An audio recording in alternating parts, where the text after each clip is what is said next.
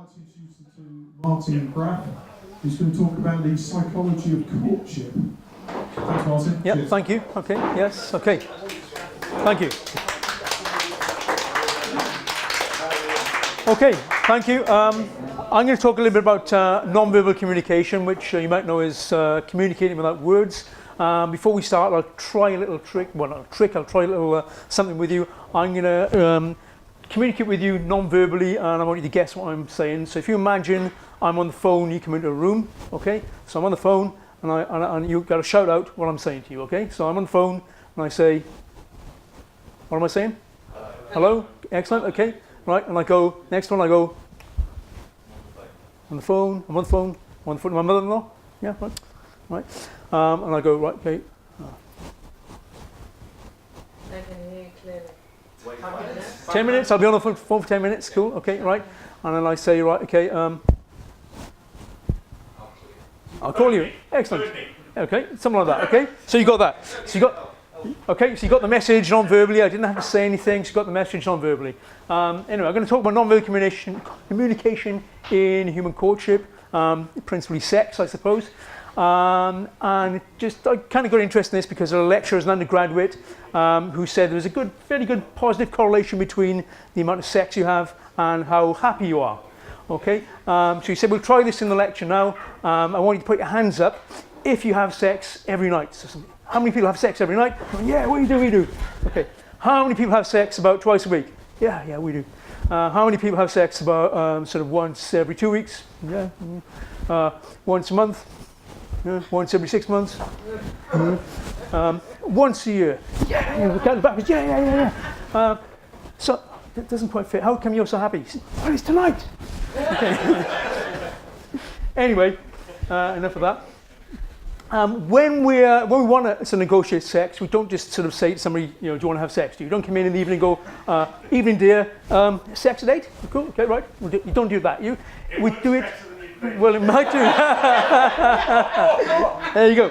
Okay. Normally, apart from the gentleman here, we employ what we call in psychology scripts. Okay, scripts in psychology are little things which you expect to happen, or sequences of things which happen, in a kind of sequence.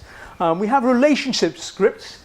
So if you want to have sex with somebody, there's going to be like a first move. Somebody has to make the first move. It's usually indirect, usually sort of non-verbally, sort of negotiated, like turning down the lights, perhaps. I'm a really subtle guy, and I turn the lights, moving a bit closer, kind of thing. That kind of thing, which we do when we want to have sex. Okay.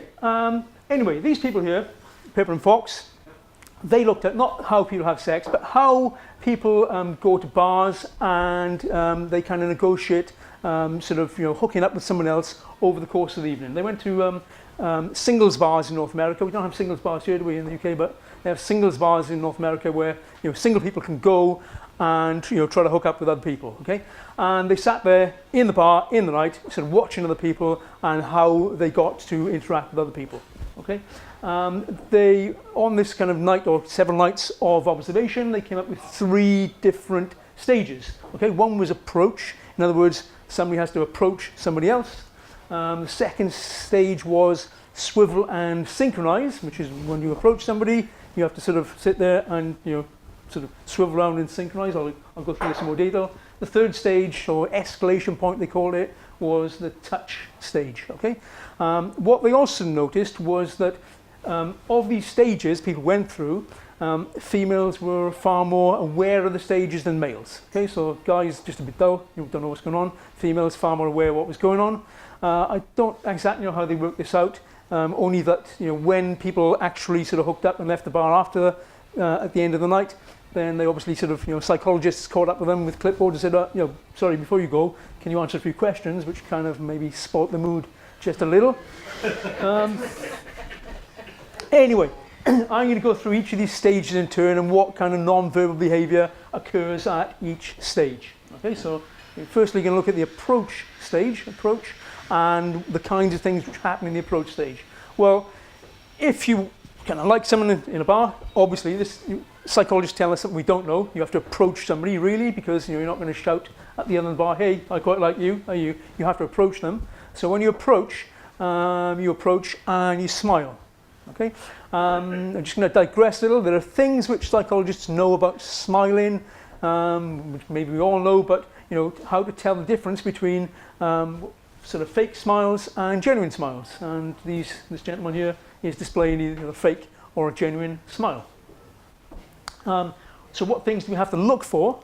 Well, firstly, according to Paul Ekman, okay, insincere smiles tend to be slightly asymmetrical. Okay, so I don't know how you do that. You're going to kind of, right? It's an asymmetrical smile if it's a fake smile. Secondly, the time of the onset is slightly delayed, rather like if somebody tells you a joke and you don't find it funny, but you feel you have to laugh, so they get to the end of the line and they get to the punchline and you go, oh yeah, oh ha ha ha, and you have to. The time of the onset is slightly delayed.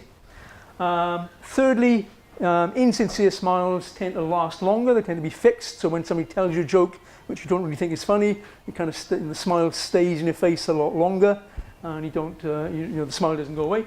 And the other one is that generally a sincere smile is what we call a full facial smile. Okay, so it involves muscles around the eyes called orbicularis oculi, muscles around the eyes. Insincere smiles are generally lower face smiles, which just involves this zygomaticus major muscle in the lower part of your face. So if you've watched things like, what's it called, Lie to Me on Sky 1 years ago, the guy there was supposed to be Paul Ekman, okay, would kind of tell you that. Okay, the other thing you do then when you approach somebody, you approach with a facial expression. One facial expression which we tend to display is the eyebrow flash. So if you kind of notice this, when people come, walk past it, they go, hello. Okay, they do the eyebrow flash like this, such as that. There we are. Okay. By the way, if you're gonna try this, don't try this in Japan. I think it means something slightly different in Japanese cultures. It means something slightly more sexual, I believe.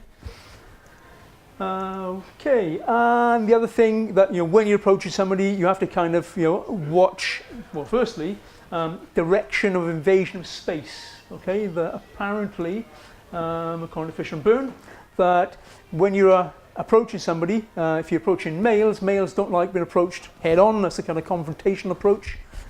Females don't like being approached from the side. So you've got to watch, how you sort of invade somebody's space. There are also cultural differences as well in terms of spatial invasion, in as much as European cultures, North African cultures tend to stand a little closer, and Scandinavians tend to stand a little bit further away. Okay, so there are cultural differences in terms of proximity. Okay, so we've covered the approach stage already. The next stage in Pepper and Fox's little observation was called swivel and synchronize. Okay, so what do we do in the swivel and synchronize stage then? Well, firstly, you can kind of tell, and if you know anything from pop psychology, you can tell if someone's attracted to you by what they do with their eyes, right? One of the giveaway signs is what we call pupil dilation. Okay, that if you're attracted to somebody and somebody's attracted to you, then your pupils, the little black bit in the middle of your eye, dilates, gets bigger. Okay, so it was discovered years back by a guy called Eckhard Hess. So if you're out afterwards, or you go to the bar after this little talk, and you want to find out if somebody has got a liking, to you, and you're just looking at you see if their pupils are dilated. Just also note that pupil dilation is also a sign of shock. So they may also be shocked by looking at you rather than attracted. Okay. The other thing we do, so when you've approached in this swivel and synchronized stage, you use opening lines. I said this talk was about non-verbal communication. Okay, so it's not about non-vocal communication. Anyway, I'm just going to talk a little bit about some opening lines which people use. Okay, which was a little study carried out by a guy called Chris Kleinke from University of Anchorage in Alaska. I can only imagine that in Anchorage there couldn't have been much else to do but study this kind of thing. Anyway, he looked at male opening lines and female opening lines. I'm just going to give you a couple of examples of, these are kind of innocuous lines used by males. Hi, my name is. My name is Martin. I feel a little embarrassed, but I'd like to meet you. That's a pretty sweater, dress. You know, delete as applicable. You aware? You have on. You have really nice eyes, hair, etc., etc. Okay, those are kind of innocuous opening lines. Yeah, some others, what we call blunt. Oh, is that really your hair?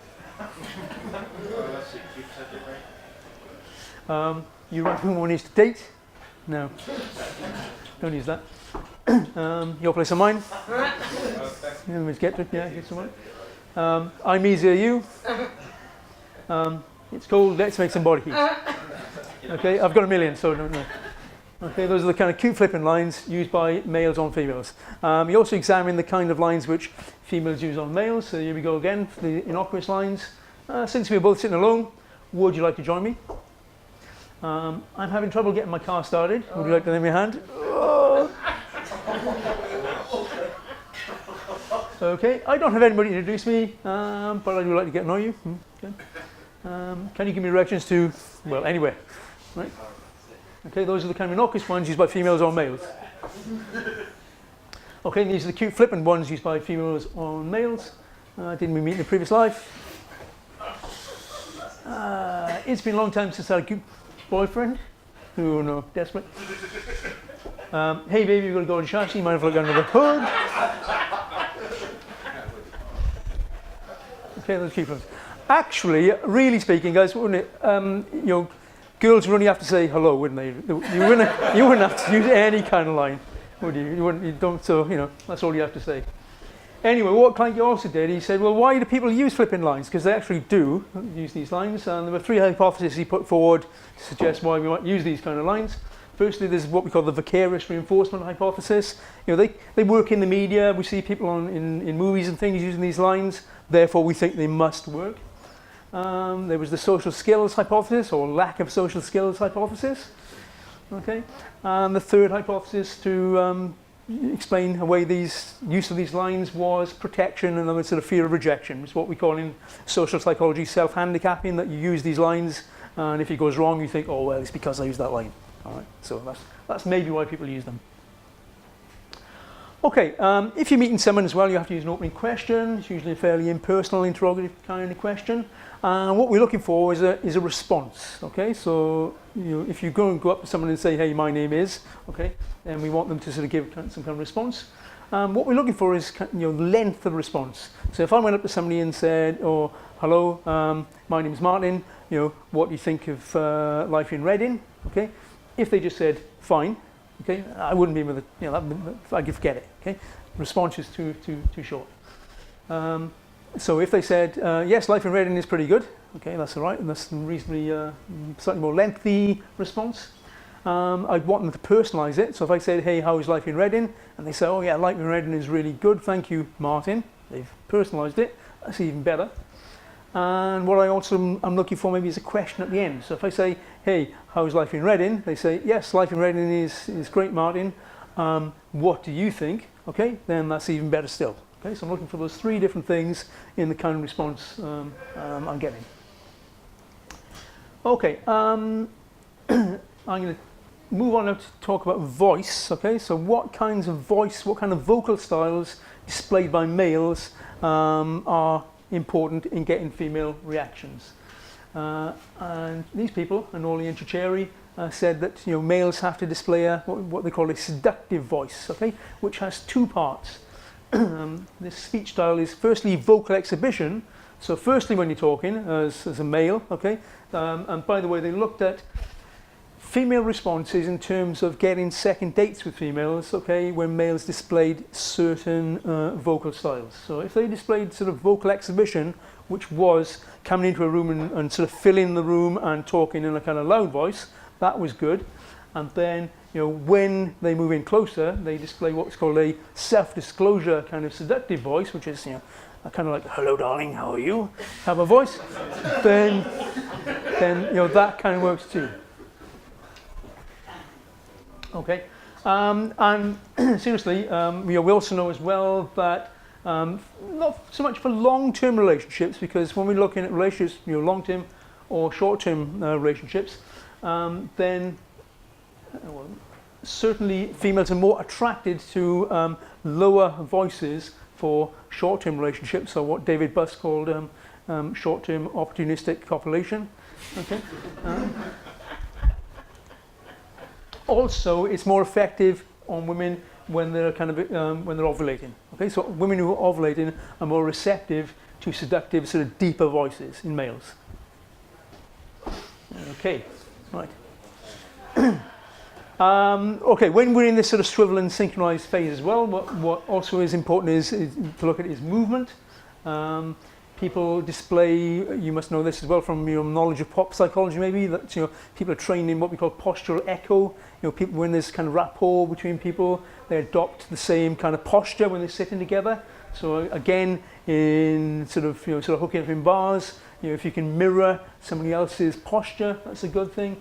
And also there's what we call behavior matching. So this isn't necessarily posture, but it's adopting the same behavior. You have to be very careful with this, obviously, that if you're going to try to manipulate this and you're sitting with someone and they're having a drink and you have a drink and they cross the legs and you cross the legs, it looks too obvious, okay, that's not so good, is it? But if you do it subtly, it kind of works.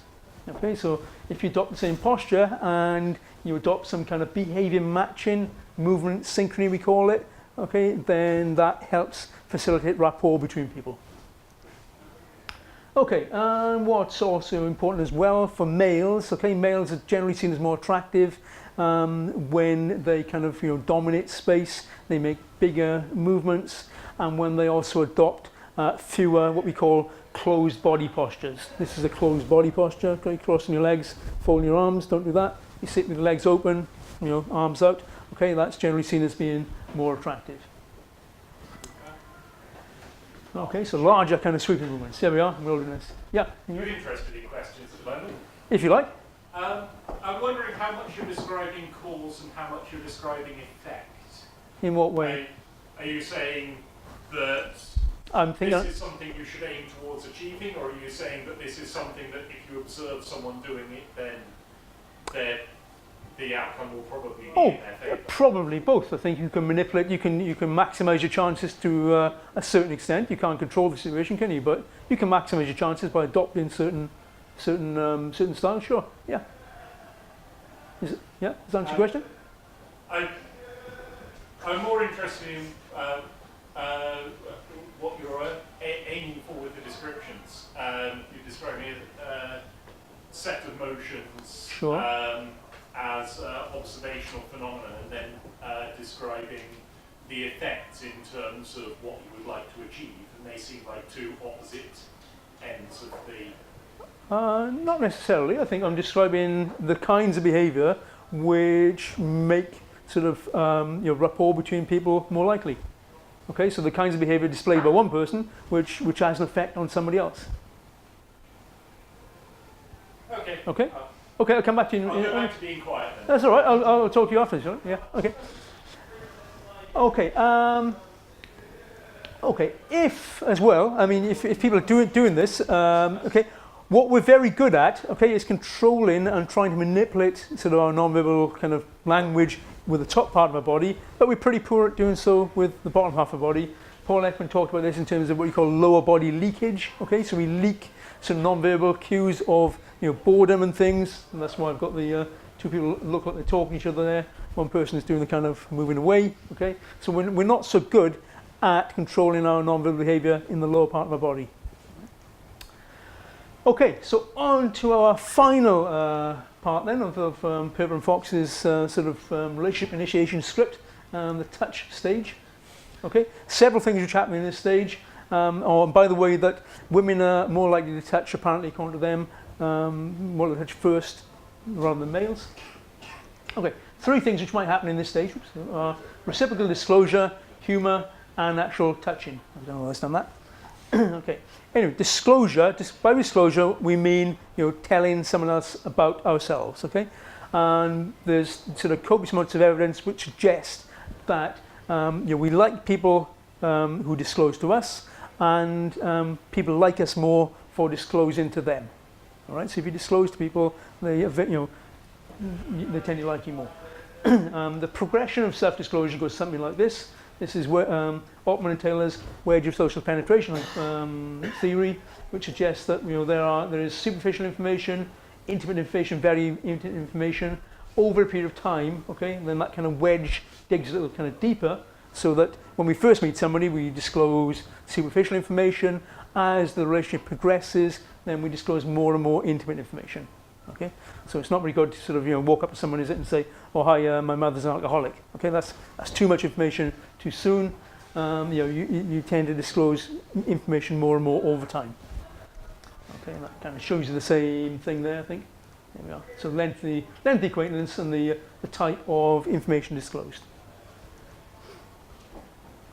Okay, the second thing we might do in the touch phase, if we're talking, is we display humour, and there are differences in preferences for humour. When we say about good sense of humour, when we look at dating sites and things like this, people often say we like somebody with a good sense of humour. Okay, let me just try this in a minute. Okay, I want you to vote for A or B. Okay, so if you imagine you're in a situation in which you're choosing between two potential dating partners, in all respects they're equal. They're equally physically attractive, intelligent, interesting, friendly, compassionate, and caring, and so on. There are only two differences between them in how they make you laugh and how much you laugh at their humour. Okay, so you have to choose A or B. Okay, so the first woman, man is great at making you laugh, and you think he or she is very funny. However, they don't laugh all that much when you joke around. That's right, they listen attentively to you, but when you joke around, you rarely get more than a smile.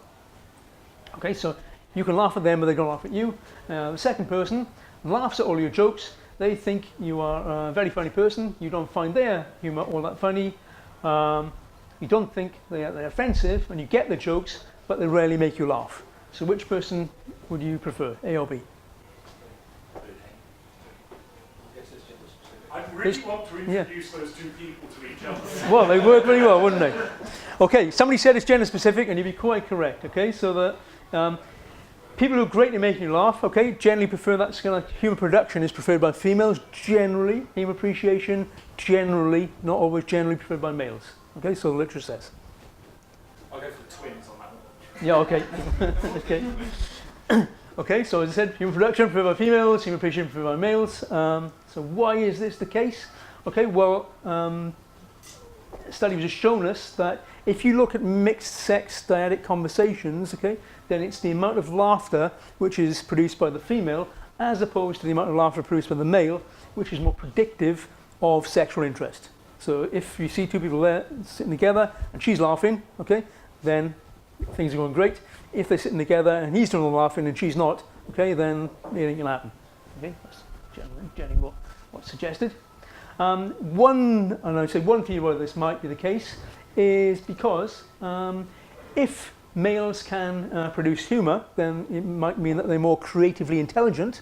Okay, and I don't mean that you all have to go now and get your book of dad jokes out and gen up on that. Okay, and be able to recite jokes. Okay, it's kind of sort of spontaneous humour which we're looking for.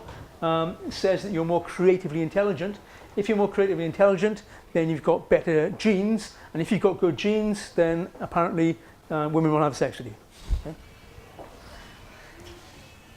Okay, and also what happens in this touching stage is actual touch.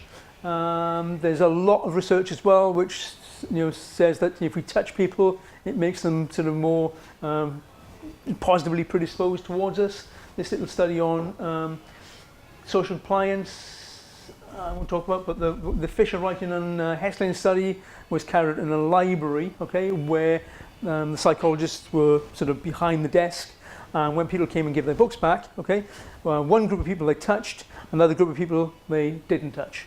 Okay, so when they gave the books back, they didn't go like, "Oh, thanks for the books, that's great."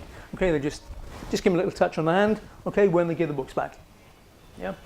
And what they found when they questioned people afterwards was those who'd been touched said they liked the librarians more than the people who hadn't been touched.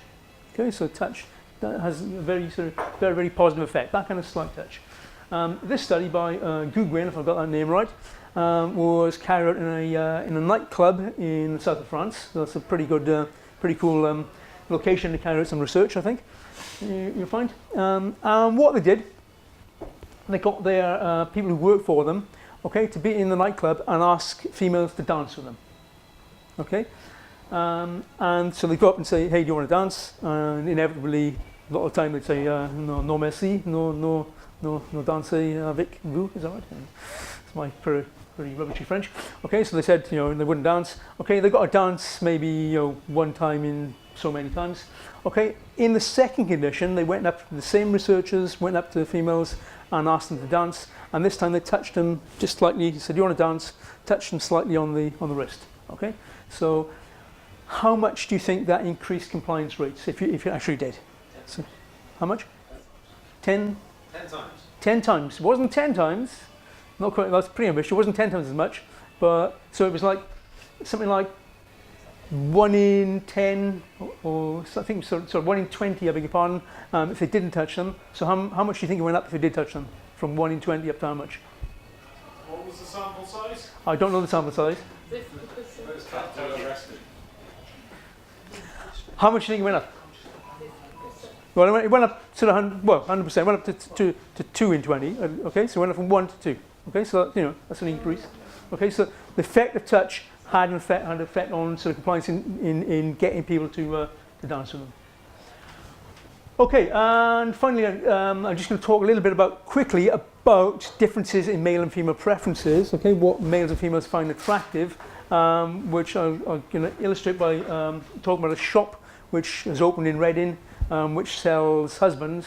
Right? It doesn't really. Okay, it's just a hypothetical example. Okay, the deal in the shop is that females can go into the shop and they can go up to the floors. Okay, on the different husbands on different floors, they can go up the floors and they can't come down. Okay, so they go up to the first floor, and on the first floor it says on this floor there are husbands who are physically attractive. Okay, so females think, oh great, that's pretty good. Okay, I think I'll go up to the next floor and see what's on the next floor. On the next floor it says these husbands are physically attractive and have money. Females think, great, that's pretty good. Okay, I think I'll go up to the next floor. They go up to the next floor and it says on this floor there are husbands who are physically attractive, who have money and who like children. Females think, great, fantastic. I think I'll go up to the next floor. And they go up to the next floor. On the next floor it says there are no husbands on this floor. This floor is merely to demonstrate that females are never satisfied. I apologise to the females. Okay. So not to be sexist, there's a shop which is open across the road which sells wives, and the same principle applies. Guys can go into the shop, they can go up the floors, they can't come down, and they go up to the first floor, and on the first floor it says on this floor there are wives who like sex, and no man's ever gone past the first floor. Okay, that's it from me anyway, so thank you very much for listening.